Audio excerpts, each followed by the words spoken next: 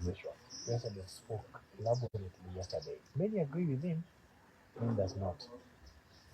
What's your take? Thank you very much, Walter. On this issue of taxation, I really want to advise President William Ruto. Number one, I want to talk generally about economics, and probably will pick what is important and urgent from all that, which will save the economy of this country, of our beloved nation, Kenya. If you look at Adam Smith, in his book, In the Wealth of Nations, Adam Smith stated clearly that it is not from the benevolence of the chef,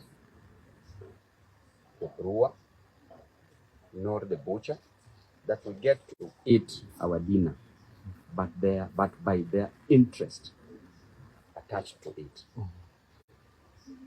So you see, the idea of taxation is not coming in good faith.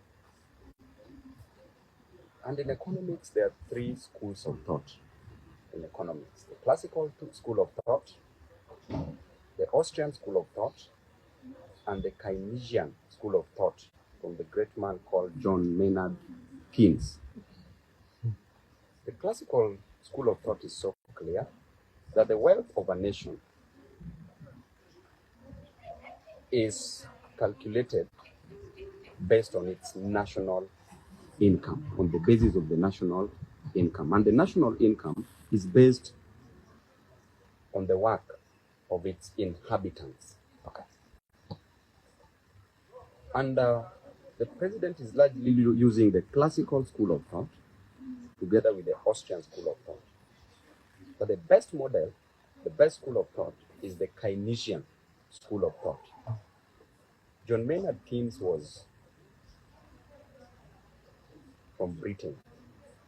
And during the Great Depression in America, the depression that almost paralyzed the whole nation, that almost brought the world, the global economy to its knees, that assaulted the global economy, he came up with a simple theory, simple model that worked.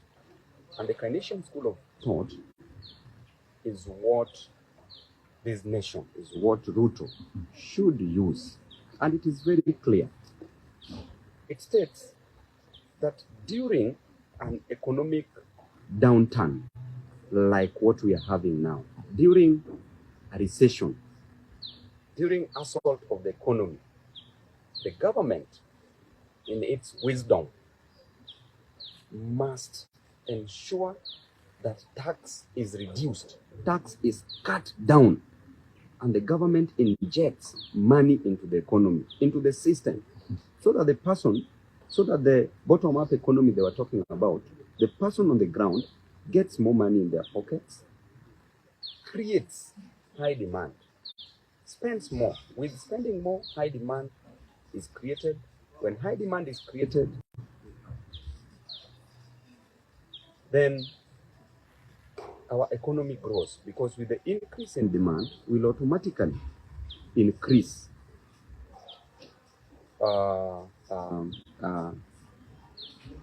not the consumption. Yes. Increase in demand increases consumption.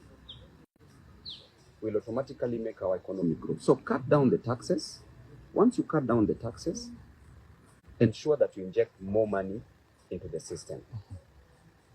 Then when there's an economic boom, when the economy is growing up, increase the taxes a little. Okay. Remember, the economy is not growing in Kenya now.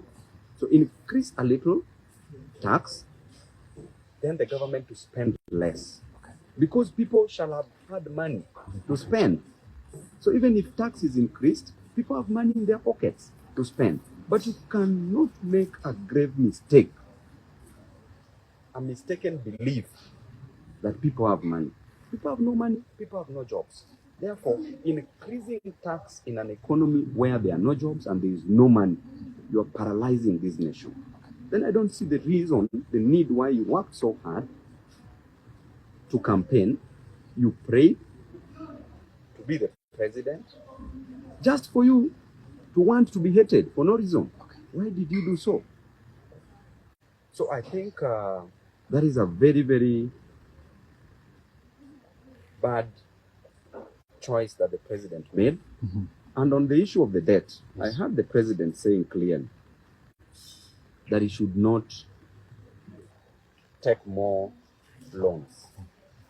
I want to also educate him on the issue of loans. And it's as simple as this.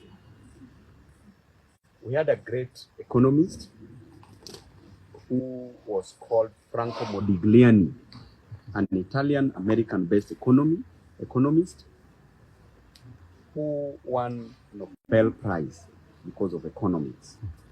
Franco Modigliani stated clearly that during your working days, you can save more as you work so that you fund your retirement. And that is the introduction of the loan system through a theory called the life cycle consumption theory that he came up with.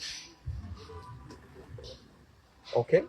So, what you ought to have enjoyed in 70 years' time, you can enjoy it now by taking a loan for it, by taking a mortgage for it.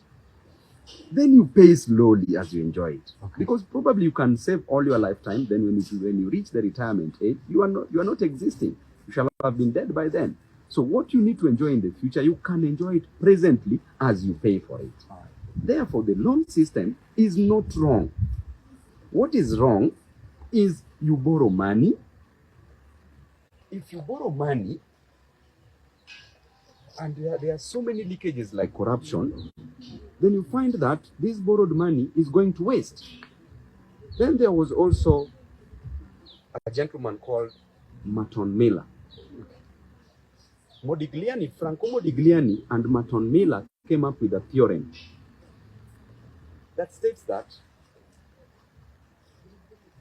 the debt and the equity in a company, an amalgamation or a mixture of the debt and equity in a company, okay, need not necessarily bring down the company, so long as the market is efficiently run. But you see, our company in Kenya that Gachagua is referring to is not efficiently run. Therefore, we will go down whether we like it or not. Thank you.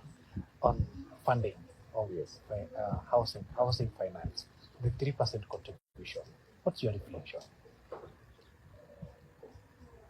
You know, this is a model that was being used by Lee Kuan Yew in Singapore. When Singapore was growing, developing, he decided to introduce the idea of the housing. And I think President Ruto has borrowed it from Singapore. But you see, the application is wrong. You can borrow something and you apply it wrongly. What I think the government is doing now, or what they want to do, is to introduce that tax